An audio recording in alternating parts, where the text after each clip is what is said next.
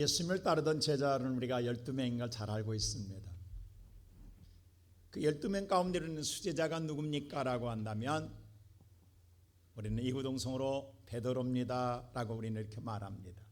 그도 그럴 것이 누구보다도 열정적이었고 예수님을 지근거리에 따르면서 정말 열심을 신앙생활했던 사람이기 때문입니다. 그런데 우리가 조금 전에 읽었던 성경의 말씀을 보면 베드로의 인생에 있어서 가장 지옥적인 오점을 남긴 사건이 오늘 본문 성경에 기록되어 있습니다. 아마 베드로는 이 사건을 지고 싶을 거예요. 영원히 잊고 싶을 거예요. 그의 신앙생활 속에서 이와 같은 실수는 다시 기억하고 싶지 않을 것입니다. 왜 그랬을 것 같습니까? 첫째로 보면 예수님과 베드로 사이에 거리가 문제였다라는 겁니다. 우리가 잘 아는 대로 이제 예수님께서 이 땅에 오신 목적은 우리를 죄에서 구원하러 이 땅에 오셨습니다. 죄의 싹은 사망이라고 말합니다.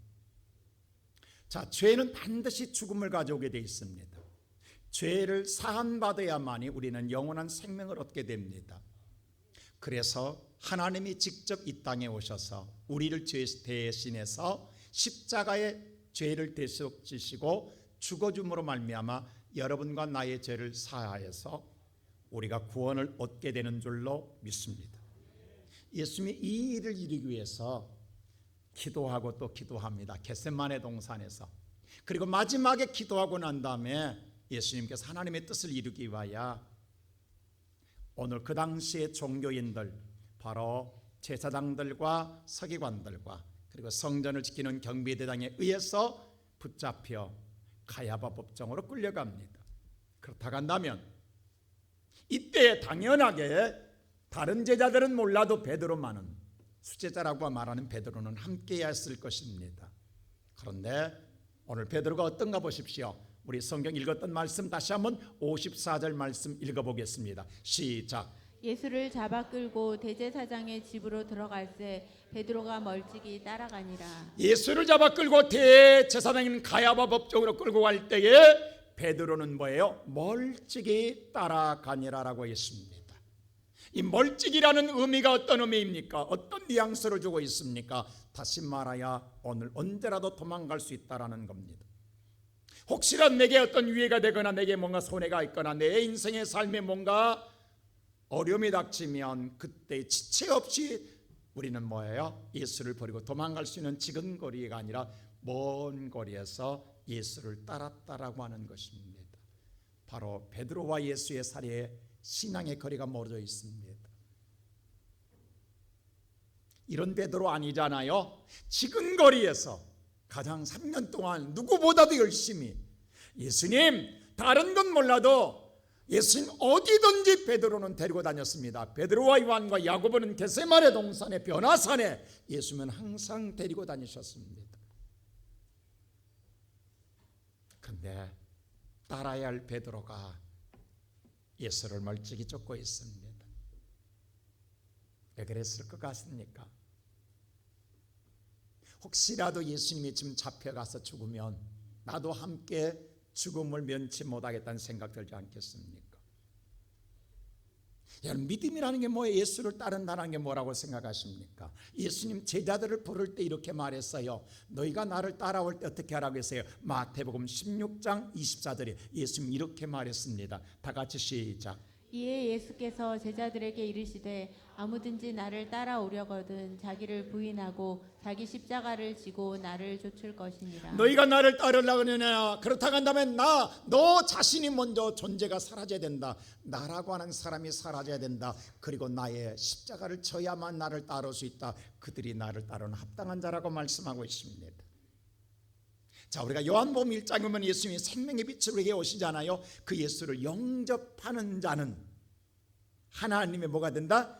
자녀가 되는 뭘 누린다? 권세를 누리는 줄로 믿습니다. 자, 영접이라고 하는 말은 이미 내 마음에 누가 있어요? 내가 있어요. 근데 내 마음을 나라는 존재를 비워내고 누구를 받아들여야 돼요?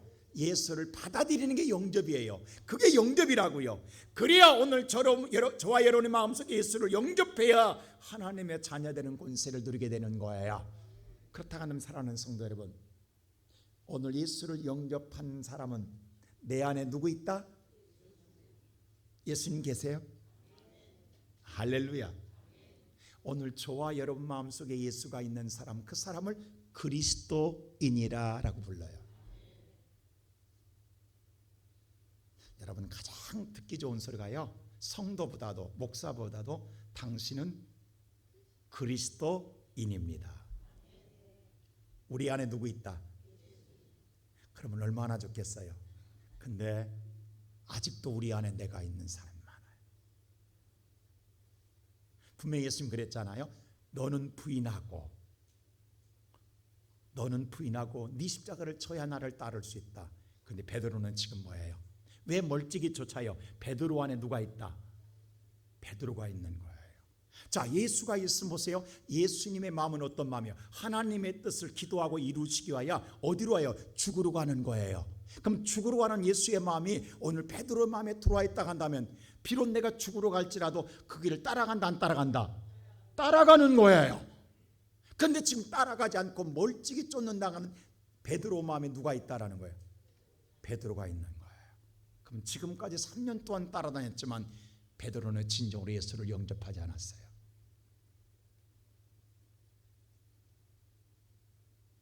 사람은요, 사실 베드로 대단한 사람이에요. 자기의 직장, 오늘 말하면 직업 버렸어요. 여부 배도 버렸어요. 가정도 버렸어요. 그리고 예수를 따라다녔어요. 외적으로 보인 건 다 끊었어요. 얼마나 대단하냐고요.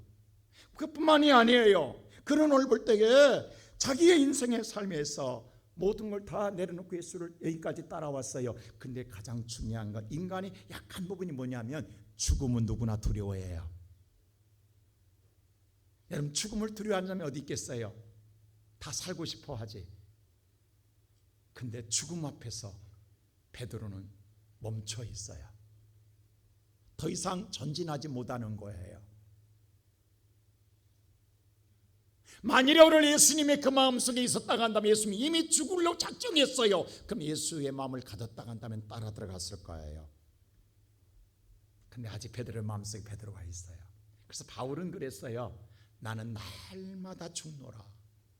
여러분, 오늘날엔 저와 여러분이 정말 결정적인 순간에 내가 죽어지고 내 안에 예수가 있어야 끝까지 우리는 믿음의 길을 걸어가게 될 줄로 믿습니다. 그게 믿음에서, 만일에 내가 살아있으면 우리는 결정적인 순간에 세상으로 돌아가야.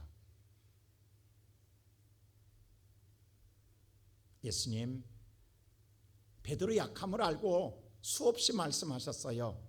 베드로야, 베드로야 라고 뭐라고 말씀했냐면, 누가복음 22장 31절 말씀 한번 볼까요? 이렇게 예수님 말씀했어요. 시작. 시몬아 시몬아 보라, 사단이 밀 까부르듯 하려고 너희를 청구하였으나. 베드로의 본래 이름이 시몬이잖아요. 그 시몬 베드로라고 말하잖아요. 베드로야, 베드로야, 시몬아, 시몬아, 사탄이 너를 내게 달라고 요구한다. 계속 달라고 요구한다. 그래서 내가 너 때문에 기도하고 있다라고 이야기해요. 32절에. 근데 베드로 이 말 듣고 뭐라고 한 줄 아세요? 33절 이렇게 대답해 예수님한테. 뭐라고 하면 시작. 저가 말하되 주여, 내가 주와 함께 오게도 죽는데도 가기를 준비하였나이다. 아, 주님 걱정하지 마세요. 나 이미 오게도 죽음도 다 준비하고 있습니다. 얼마나 장담한지 몰라요. 당당한지 몰라요. 주님 걱정하지 마세요. 이미 나는 준비 다 했어요. 오게 들어간다, 들어갈 수 있어요. 예수님, 죽음의 자리도 들어갈 수 있습니다 라고 이야기합니다. 주님과 조금도 틈이 없이 주님을 철저하게 따르고 있다라는 거예요. 근데 왜 지금 멀찍이 쫓냐고. 그렇게 말한 베드로가 왜 지금 멀찍이 쫓냐고. 여러분요, 우리가 세상을 살아가는데 남남은요 거리가 필요해요. 거리가 있어야 돼요. 근데 부부간에는 거리가 있으면 된다, 안 된다? 안 돼요. 틈이 있으면 안 되는 거예요. 그게 오늘 불행의 씨앗이 된다고요. 하나님과 우리 사이도 마찬가지예요. 하나님과 저와 여러분의 사이에, 나와 하나님 사이에 틈이 생기면 그 안에 반드시 사탄이 끼어들어오는 거예요. 그리고 내 영혼을 파멸시킨다고요. 오늘 말씀 보면 베드로는 근데 지금 다 준비되어 있다 해놓고 막상 주님이 죽음의 길로 가니까 따라간다 안 따라간다? 안 따라 멀찍이 쫓아간다. 이미 주님과 베드로와 거리는 멀어져 있어요. 오늘 이 시간 예배드리는 사랑하는 성도 여러분, 저와 여러분, 우리와 예수와 거리는 얼마나 되십니까? 우리는 지난 1년 동안 신앙생활을 해보셨습니다. 그런데 어느 순간에 자꾸 뒤로 밀려 낙오돼서 지금 한 해가 마무리돼 가는 데에 혹시 예수님이 아련하게 보이지는 않습니까? 어쩌면 오늘 예수님과 나 사이가 너무도 멀어져서 예수님의 음성이 들리지 아니하고 예수님이 보이지 아니하고 그냥 감각적으로 오늘도 주님을 따라가고 있지는 않습니까? 우리가 신앙생활을 몇 년 했다가 중요한 게 아니에요. 지난날에 열심히 했다라는 게 중요한 게 아니에요. 베드로 열심히 했어요. 근데 문제는 뭐냐 하면 오늘 저와 여러분이 내 안에 누가 있으면, 내가 있으면 문제가 되는 거예요. 내 안에 예수가 없으면 끝내는 우리는 예수를 부인하고 돌아가야. 이게 무섭다라는 거예요.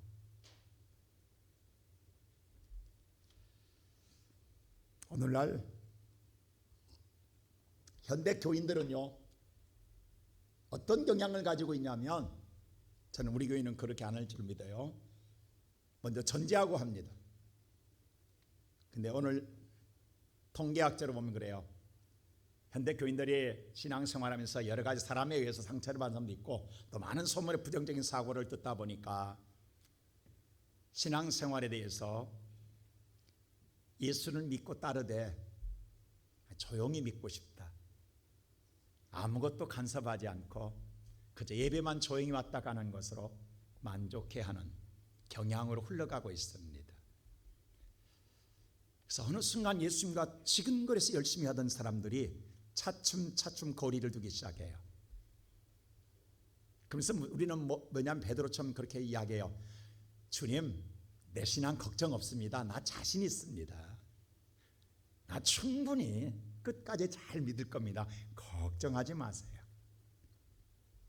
그리고 오늘 지근거리에 쫓으면서 아니라 오늘 멀찍이 쫓으면서 우리 생각은 뭐 생각하냐면 어떤 면은 편안할 수도 있어요. 부담도 없을 수 있어요. 근데 문제는 뭐냐 하면 얼마나 오래 가겠느냐 이 말이에요. 얼마나 오래 가겠느냐. 우리가 달리기 보면요, 앞사람과 간격이 떨어지지 않아야 끝까지 가지, 간격이 떨어지면 그 다음에 절대 못 따라갑니다. 그리고 계속 처지고 마지막에 나오게 돼 있어요. 그 죽으나 사나 앞사람을 달라붙으면 놀랍게도 우리의 몸이 따라붙어요. 그게 놀랍다. 정신력이라는 게. 신앙도 마찬가지예요. 그걸 이겨내고 그걸 우리가 잘 넘어서면 신앙의 아름다운 열매를 맺을 텐데 우리는 그렇지 못하고 그래 나는 지근거리에 아니라 멀찍이 쫓아도 충분히 나는 갈 수 있다가 마지막에는 사라져버리는 사람들이 많다라는 사실입니다. 그래서 오늘날 많은 구경꾼들이 생겼어요. 그냥 교회 왔다 가는 걸로, 그냥 오늘 예배 드리는 걸로 만족하는 사람들, 예수를 따르는 걸로 만족한 사람들이 많아졌다라는 거예요. 근데 우리는 문제요, 우리는 한 가지, 우리가 흔히 요한계시록 마지막 일어날 7교회는 마지막 일어날 교회라 아니라 현재 존재한 교회라고 말하지만 우리가 중요한 성경 말씀 속에서 볼 때에 가장 대표적인 교회 하나가 바로 라오디게 교회예요. 라오디게 교회에 이런 말을 했어요. 하나님께서 3장 16절 말씀을 읽어볼까요? 다 같이 한번 읽어보시죠. 시작. 내가 내 행위를 아노니 내가 차지도 아니하고 더없지도 아니하도다. 내가 차든지 더없든지 하기를 원하노라. 라오디게 교인들이 뭐냐 하면 어느 순간에 신앙이 뭐예요? 타지도 더없지 그냥 신앙생활을 해요. 따라는 다녀요. 근데 아무런 뭐예요? 이게 정말 신앙을, 세상을, 예수를 믿는 건지 안 믿는 건지, 오늘 주일날은 왔다는 가는데 오늘 신앙생활이 전혀 뭐예요? 오늘 들은 도드라지지가 않는 거예요.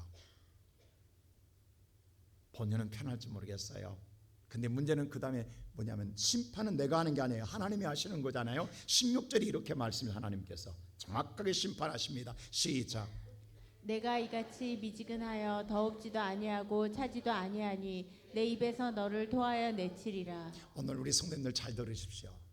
예수님이 이렇게 말했어요. 심판주로서 너희의 신앙이 이렇게 미지근하게 그냥 왔다 가는 것으로 만족하고 그것으로 여러분 족하게 여기면 나는 됐다라고 생각할지 모르나 장차 심판하실 하나님은 그들이 내 입에 들어왔을지라도 여러분 하나님의 교회 오늘 들어와 있을지라도 내가 뭐하리라? 토하여 버리리라. 토하여 버리리라. 이게 무서운 말인 거예요. 그걸로 신앙생활 했다고 생각하지 말라는 거예요. 그걸로 믿음의 생활했다고 생각하지 말라는 거예요. 네가 교회 안에 들어와 내 입에 들어와 있다고? 아니다. 내가 토하여 버리리라고 말씀하고 있습니다. 자, 성경의 말씀은 구약도 신약도 예수의 말씀이에요. 구약에는 예수의 성품과 예수의 뭐예요? 그 모든 사역에 대해서 오늘 성경은 예언적으로 표현해 놓고 있어요. 우리가 룻기서를 보면 예수의 마음을 알 수가 있어요. 예수의 속성을 알 수가 있어요. 자, 룻기서에 보면요, 오늘 나옴이라는 여인이 자기 남편과 함께 너무도 먹고 살기 힘들어서 하나님의 집에서 떠나요. 세상으로 나가지만 나는 믿음을 잃지 않겠다고 생각해서 모압 땅으로 가요. 세상으로 가요. 그래서 오늘 뭔가 먹고 살기 위해서 떠나가요. 두 아들을 데리고 왔어요. 그리고 모압상에서 이방 오늘 세상에 나가서 이방 여자들 세상 안 믿는 자들과 결혼시켰어요. 그 두 자부 며느리를 두게 되었어요. 그리고 정말 열심히 살아보려고 그랬어요. 근데 세상 내 마음대로 되냐고요. 자기 남편이 죽었어요. 깨닫지 못했어요. 왜 우리 집에 이런 불행이 생기지? 끝내는 두 번째로 자기 큰아들이 죽었어요. 또 깨닫지 못해서요. 세 번째로 자기 둘째 아들도 죽었어요. 그 집의 남자들이 다 죽었어요. 본인도 두 며느리도 홀로 됐어요. 그때서야 나오미가 깨닫습니다. 하나님이 나를 치셨구나. 하나님이 나를 치셨구나. 그리고 나는 다시 하나님의 집으로 돌아가. 베들레헴이란 베트랑은 집이고 햄은 하나님의 집이거든요. 떡집으로 돌아가리라. 그리고 베들레헴으로 돌아갈 때 두 며느리를 불러놓고 이야기해요. 너희는 너희의 나라가 이 나라가 아니냐, 모압 나라가 아니냐. 너희들은 모압 나라에 머물라. 그리고 너희들의 신을 섬겨라. 나는 나 혼자 가겠다고 이야기해요. 그러자 큰 자부, 큰 며느리가 오르밧이라는 며느리가 이런 말이에요. 아이고 어머니 그렇게 하지 마세요. 왜 그러세요? 섭섭해요 하면서 어머니 입에 키스하면서 어머니 빠이빠이 하고 뒤돌아가 버립니다. 그리고 자기는 자기의 조국으로 돌아가 버립니다. 근데 둘째 며느리 룻은 그 말을 듣자마자 뭐라고 한 줄 아세요? 룻기서 1장 16절에 이 고백을 해요. 자, 다 같이 한번 읽어볼까요? 시작. 룻이 이르되 내게 어머니를 떠나며 어머니를 따르지 말고 돌아가라 강권하지 마옵소서. 어머니께서 가시는 곳에 나도 가고 어머니께서 유숙하시는 곳에서 나도 유숙하겠나이다. 어머니의 백성이 나의 백성이 되고 어머니의 하나님이 나의 하나님이 되시리니. 오늘 이 말씀을 잘 보세요. 이 말씀이 베드로가 고백할 고백이에요. 어머니 나를 떠나라 가지 마소서. 나는 어머니가 어디로 가든지 어머니 가는 곳으로 나는 따라가겠습니다. 어머니가 머물러서 오늘 유숙하는 곳 거기서 잠들고 그 사는 곳에 나도 함께 하겠습니다. 어머니 하나님이 나의 하나님이라고 고백합니다. 여러분 생각해보세요. 지금 나오미 시어머니 따라가서 못 얻겠다고요. 아무것도 없는 시어머니, 다 잃어버린 망한 시어머니 데리고 와서 뭐 하겠다는 거예요. 근데 이게 믿음이에요. 믿기 때문에 따라가겠다라는 거예요. 잘 되기 때문에 따라가겠다는 건 아니에요. 힘들든 어렵든 나는 이미 믿었기 때문에 시어머니 그 길을 따라가겠다라는 이게 바로 예수의 마음이고 오늘 베드로가 할 고백이에요. 그러면서 또 그 다음에 이렇게 17절에 이렇게 고백해요. 다 같이 한번 볼까요? 시작. 어머니께서 죽으시는 곳에서 나도 죽어 거기 장사될 것이라. 만일 내가 죽는 일 외에 어머니와 떠나면 여호와께서 내게 벌을 내리시고 더 내리시기를 원하나이다. 어머니가 죽는 그 자리에 나도 죽어 거기서 장사 지내겠네. 오늘 예수님이 죽는 자리에 베드로 어머니 예수님 나도 거기에 죽겠습니다. 나도 거기에 장사 지내겠어. 이렇게 고백해야 돼요. 이게 이미 예언된 말씀이라고요. 만일에 내가 예수님 떠나면 내가 어머니를 떠나면 하나님의 벌이 내게 내리기를 원하고 더 내리기를 원하나이다. 이게 믿음이다.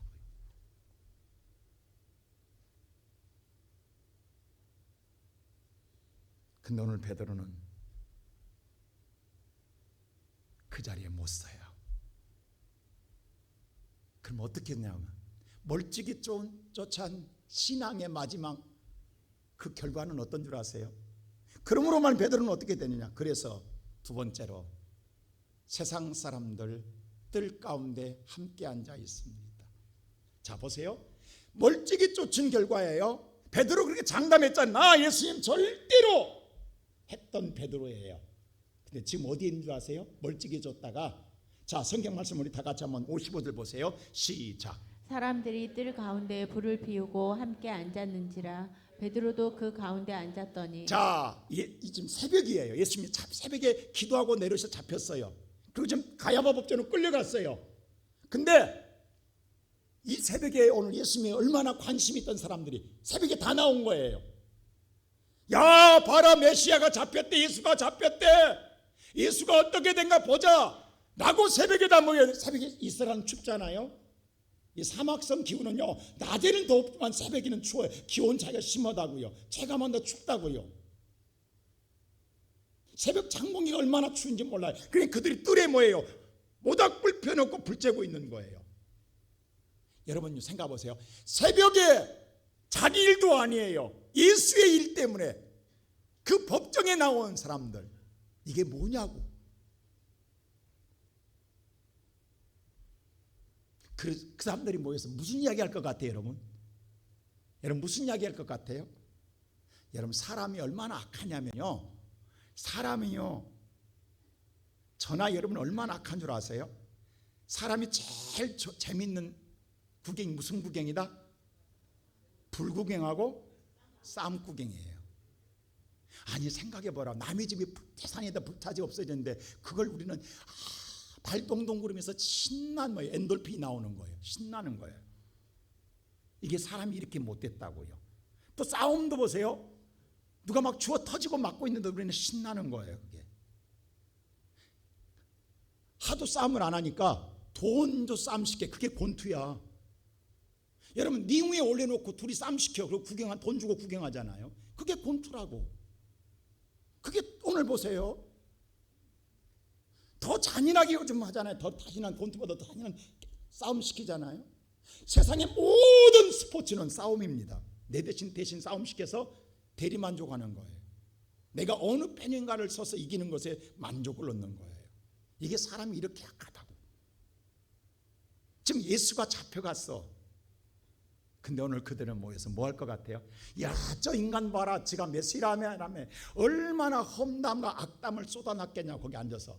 거기 앉아서 모닥불 펴놓고 무슨 일 하겠냐고. 세상 말로 얼마나 뒷담화 치고 있겠냐고. 안 그래요 여러분들? 그들이 장차 예수를 죽이는 자요, 예수를 모욕하는 자요, 예수에게 돌을 던진 자입니다. 근데 놀라운 사실은 오늘 55절에 그 가운데에 함께 불을 쬐고 있는 자가 누구다? 베드로입니다. 가운데 있더라. 그 자리에 앉아 있더라. 여러분 베드로 자신했잖아. 예수님 나는 절대 그럴 일 없습니다 했던 베드로. 지금 어디 앉아? 멀찍이 쫓던 신앙의 마지막 어디 앉았냐고. 세상 사람들 그 가운데 앉아 있다고.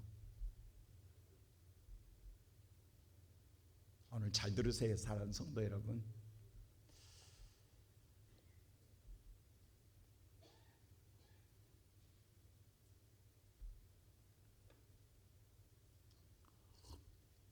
너무도 기가 막히지 않아요? 베드로가 누구냐고요? 우리가 시편 1편에 복 있는 사람의 정의를 정확하게 성경은 내려놨어요. 자, 우리 다 같이 한번 시편 1편 1절 한번 읽어볼까요? 시작. 복 있는 사람은 악인의 꾀를 쫓지 아니하며 죄인의 길에 서지 아니하며 오만한 자의 자리에 앉지 아니하고. 자, 복 있는 사람이 되려면 악인의 꾀를 쫓아가면 안 돼요. 그래서 우리 믿는 사람은 흔들리면 안 됩니다. 말씀 외에는. 두 번째, 죄인의 길에 서도 안 돼요. 세 번째, 오만한 자리에 앉아서도 안 돼요. 빨리 일어나야 돼요. 남이 험담하고 모함하는 그 자리에 앉아 있으면 안 되는 거예요. 이건 복 있는 삶이 될 수가 없는 거예요. 순간은 즐겁고 순간은 쾌락을 누릴지 모르나 그건 복 있는 자리가 아니에요. 우리 잘 아셔야 돼요. 근데 우리 육은 그렇지 못해요. 자 보세요. 베드로 그 가운데서 불 쬐고 있는 얼마나 따뜻하고 좋아요. 추운데 얼마나 즐겁냐고. 거기 일어나면 추워. 근데 앉아서 불 쬐니까 얼마나 따뜻하고 좋냐고. 여러분 이 맛들이면 일어난다 못 일어난다? 못 일어납니다. 여러분 세상 맛들이면 못 일어나요. 세상의 즐거움, 세상의 쾌락, 세상의 여러분들의 취미를 여러분들이 느끼게 되면 여도 모르게 여러분은 스스로 매일마다 그곳을 향하게 되어 있습니다. 오늘날 예수를 믿는 사람들 가운데 어느 순간 신앙이 이렇게 타락해 가는 사람들이 많습니다. 그리고 마지막에 그 유대한 베드로에 비해서 뭐라고 나오냐? 자, 같이 앉아 있다 보면 사람은요, 처음에는 예수를 모함하고 예수를 비방하지만 예수가 끝나고 나면 그다음에 너 돌아가면서 헌담하게 돼. 이 사람은 마지막까지 나 이전까지 다 뭐예요? 비판하고 험담하고 모함하게 돼 있어요. 자, 그 다음에 눈이 어디로 돌아갔어요? 예수 다음에 당연히 베드로로 돌아가잖아요. 너도 그렇지. 너도 보니까 지난번에 교회 다녔지 라고 이야기해요. 그때 베드로 뭐라고 하는지 70절 보세요. 뭐라고 하는가? 자, 이렇게 물었어요. 시작. 베드로가 모든 사람 앞에서 부인하여 가로되 나는 내 말하는 것이 무엇인지 알지 못하겠노라. 나 모르는데 내가 언제 나 다닌 적 없는데 라고 베드로가 스스로 부인해요. 그랬더니 또 물어요. 너 같은 당이잖아. 아니야, 내가 보니까 너 다녔어. 나 봤어 라고 했더니 뭐라? 베드로 72절 보세요. 이렇게 말해요. 시작. 베드로가 맹세하고 또 부인하여 가로되 내가 그 사람을 알지 못하노라 하더라. 자, 오늘날로 다 지금 여러분 직역하면 뭐라 하냐면 내가 교회에 나갔으면 내가 손에 장을 짓는다. 지금 이렇게 이야기하고 있는 거예요. 지금 내가 손에 장을 짓는다.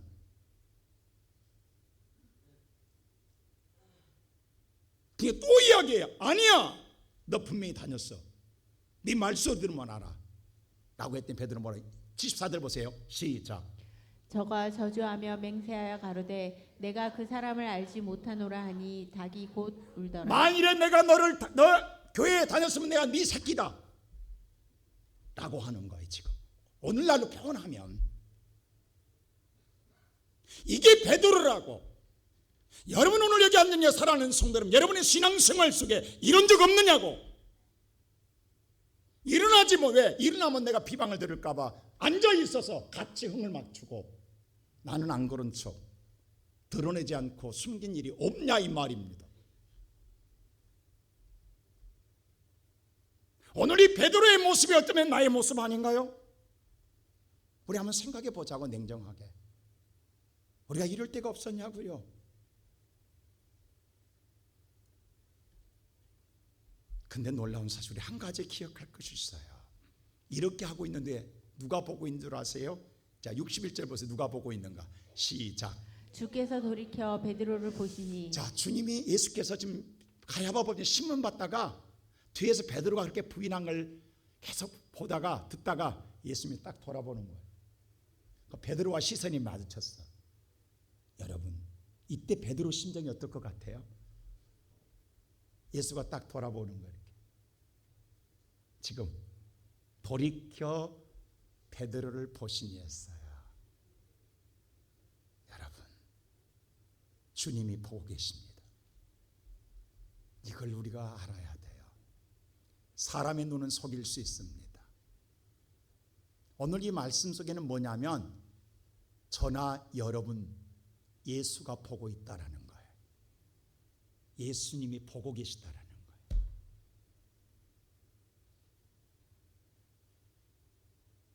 영혼이 숨길 것 같고 여러분 감출 것 같지만 예수님께서 보고 계시는 거예요. 우리가 구약에 보면 요셉에서 예수를 보게 돼요. 요셉은 자기 의지와 상관없이 시기와 질투로 말미암아 다른 나라에 팔려갑니다. 하필이면 보디발이라는 집에 팔려갔어요. 그래서 그 집에서 열심히 그래도 불평 없이 일하게 돼요. 근데 놀라운 사실은 그 집의 아내된 보디발의 아내인 안방마님께서 요셉에게 눈을 흘리기 시작해요. 그리고 요셉을 유혹합니다.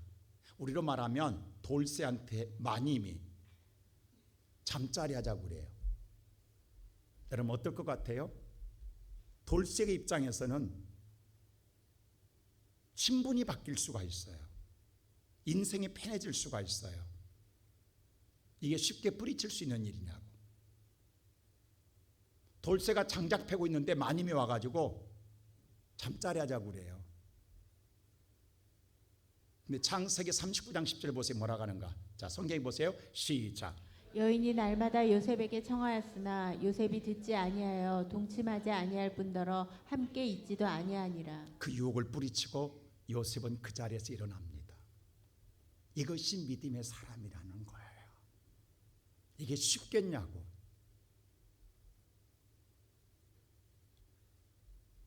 요셉은 그 자리에서 일어나 오만한 자리에, 악한 자리에서 일어납니다. 나는 오늘 이 시간 예배드리는 사랑하는 시온성교회 성도 여러분, 지금 여러분과 나는 어느 자리에 앉아 있습니까? 2024년 한 해를 보내고 있습니다. 우리가 새해 마음을 결단먹고 1년 동안 열심히 달려왔지만 어느 순간에 우리의 신앙은 차츰차츰 주님과 사이가 거리가 멀어져서 이제는 주님이 보이지도 아니하고 주의 음성이 들리지도 아니하고 그냥 습관적으로 매주마다 왔다 가는 신앙으로 타락해 가고 있지는 않습니까? 그리고 오늘날 우리는 우리의 몸과 마음 또 몸도 하는 세상 속에 가운데에 앉아서 세상에 오늘 조작거리는 소리에 함께 흥을 돋구고 거기서 쾌감을 느끼고 살고 있지는 않습니까? 그것을 주님이 보고 계신다 한다면 올해가 가기 전에 일어나야 되지 않겠습니까? 다시 내 위치로 돌아가야 되지 않겠습니까? 믿음의 자리로, 하나님의 자리로, 하나님의 자녀의 자리로, 주님이 나를 원하는 자리로 돌아가야 되지 않겠습니까? 이것이 내가 사는 길 아닐까요?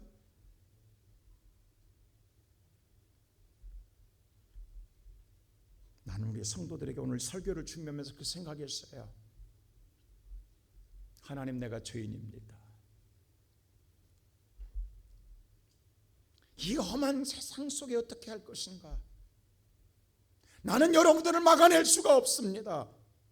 단 내가 믿는 예수가 오늘 여러분 속에서 다시 되살아남으로 말미암아 그 예수가 여러분의 영혼을 이끌어서 여러분의 서야 할 자리에, 여러분이 앉아야 할 자리에, 여러분이 오늘 하나님을 향하여 붙들어야 할 자리에 서기를 주의 이름으로 축원합니다.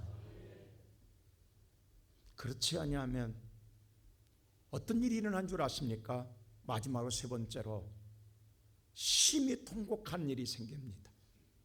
자, 오늘 성경 말씀 60 다 같이 한번 볼까요? 2절 시작. 밖에 나가서 심히 통곡하니라. 여러분, 심히 통곡한다는 말은 너 세상에 다시 한번 위로할 수 없는, 이건 절망과 좌절과 이룰 수 없는 통곡이 온다라는 거예요. 여러분 인생에 그게 뭔 줄 아세요?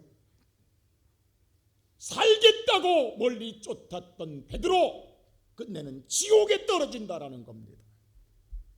이건 지옥 떨어질 때의 표현입니다. 심히 통곡하는,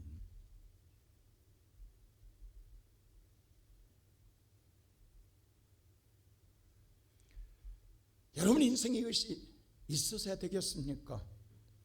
즐기고 싶어서, 편하게 살고 싶어서, 누리고 싶어서 멀찍이 쫓았는데, 세상 속에 앉아 있었는데 그 자리가 지옥의 자리일 줄 누가 알았겠냐고. 그 자리가 내 인생의 가장 절망의 자리고 가장 슬퍼할 자리고 가장 내 인생에 통곡할 자리일 줄 누가 알았겠냐고. 순간은 즐겁고 순간은 쾌락을 누릴지 모르나 당차 닥쳐오는 이 현실을 누가 알았겠냐 이 말입니다. 사실 그 자리는요 지옥의 자리였습니다. 근데 다행히 베드로는요 떨어지기 전에 일어나 통곡했다라는 거예요. 자, 똑같은 한 사람이 더 있어요. 가룟 유다, 예수님의 제자 가운데. 그는요, 돈을 선택했어요. 베드로는 죽음 때문에 배신했지만 가룟 유다는 돈 때문에 예수를 배신합니다. 돈만 있으면 예수도 필요 없다. 나는 돈만 있으면 좋다. 물론 그렇죠. 요즘은 세상에 돈보다 더 좋은 건 없으니까요. 근데 돈은 순간 누릴지 모르지만 영원하지는 않습니다.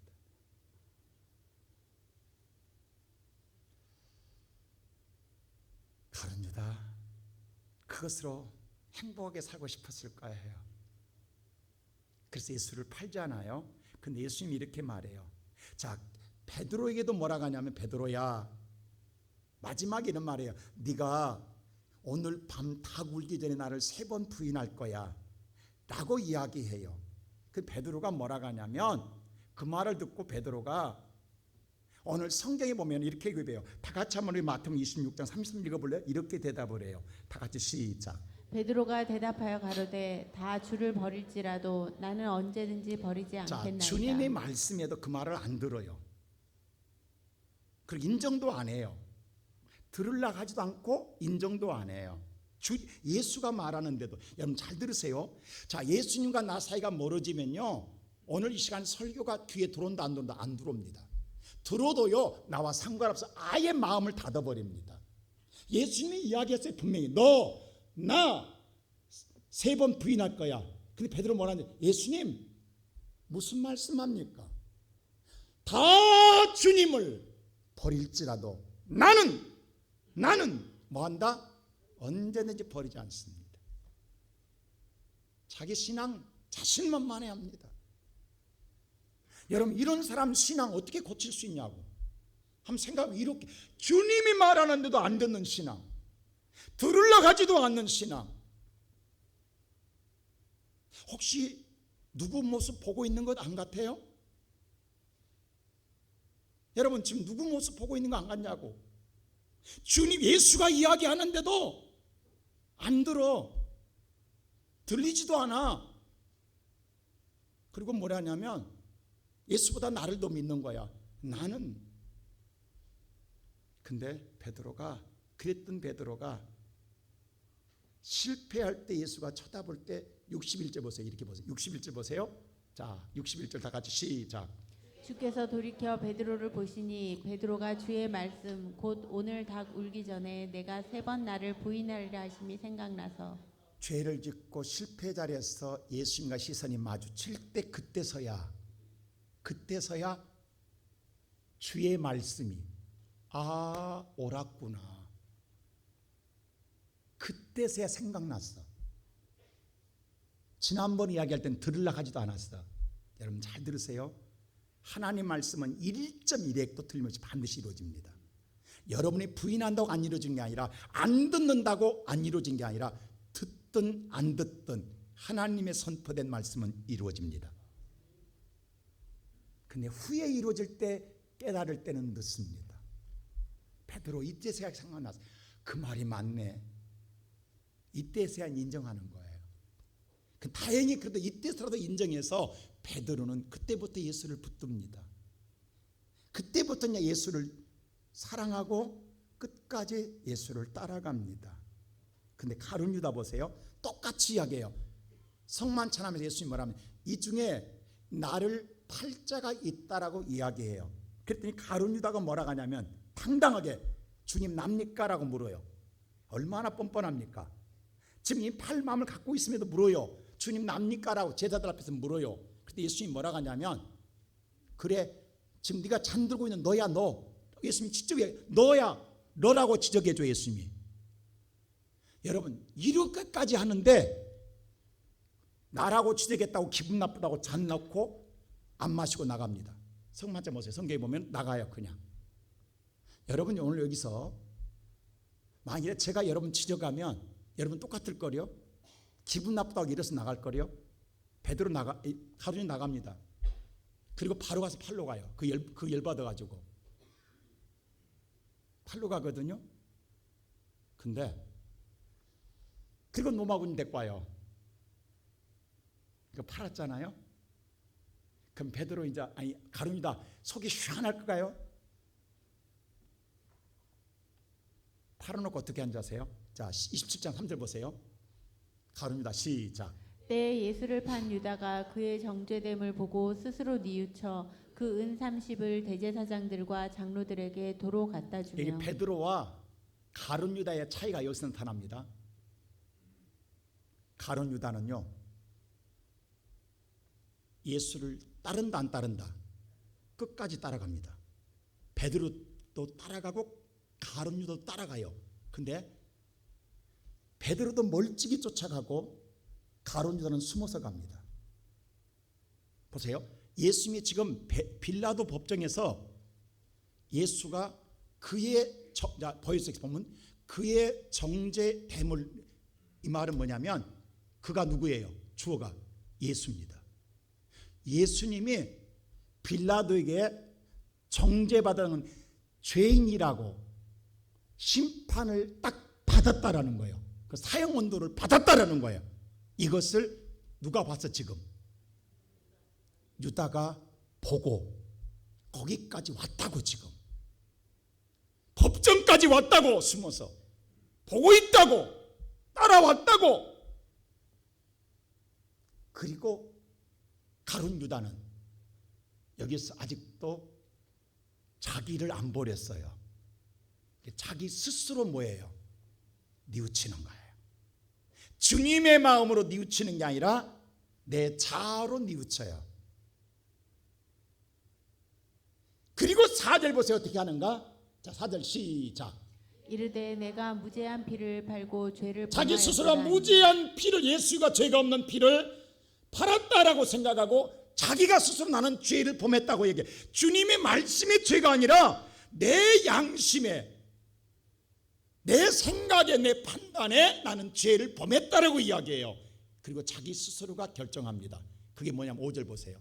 시작. 유다가 은을 성소에 던져놓고 물러가서 스스로 목매어 죽은지라.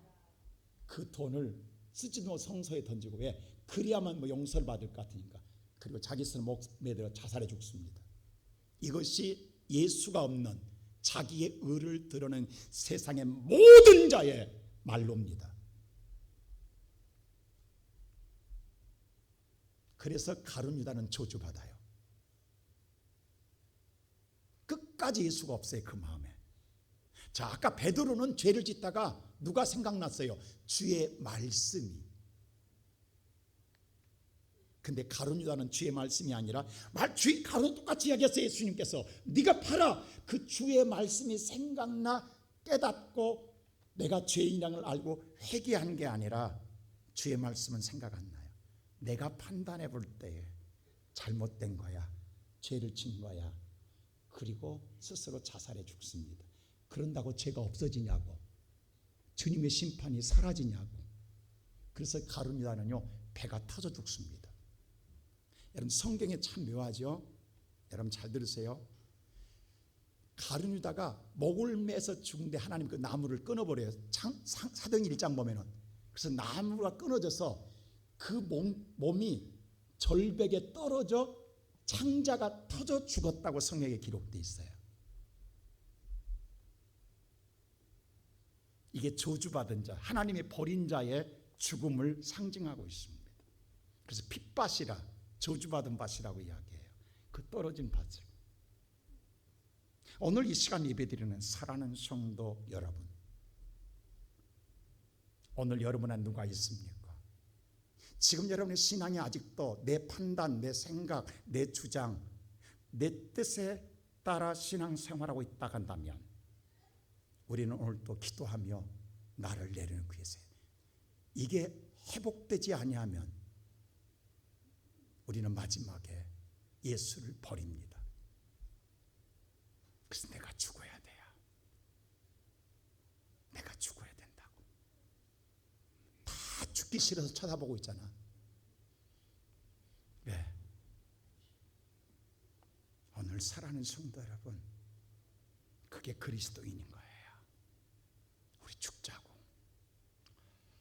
죽으면 내 안에 예수가 살아요. 그럴 때에 그리스도의 향기가 드러나는 거예요. 절대로 여러분의 의로는 남을 감동을 줄 수도 없고 변화시킬 수도 없고 남에게 거룩함을 드러낼 수가 없습니다. 근데 내 안에 예수가 들어오면 그 예수가 모든 걸 용서하고 사랑하고 용납하고 덕을 세우고 화목하고 용서할 수가 있습니다. 난 우리 시온성교 성도 여러분, 한 해를 마무리하기 전에 멀어졌던 저와 여러분 예수와의 거리를 다시 좁히고 또 좁혀서 예수를 붙들고 사는 새해가 되기를 주님의 이름으로 축원합니다.